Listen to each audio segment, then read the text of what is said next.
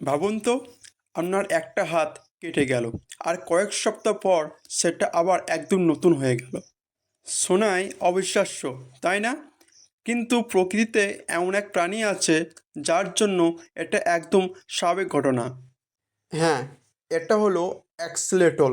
দেখতে যেন হাসি মুখওয়ালা ছোট্ট ড্রাগন মাছ, কিন্তু এর ক্ষমতা এক কথায় অবিশ্বাস্য। এর শুধু পা নয়, লেজ, হৃৎপিণ্ড, এমনকি মস্তিষ্কের কিছু অংশ আবার নতুন করে গজিয়ে তুলতে পারে। তাই বিজ্ঞানীরা বলছেন যে অবিশ্বাস্য রিজেনারেশন ক্ষমতা লুকিয়ে আছে এই মাছের ডিএনএর মধ্যে।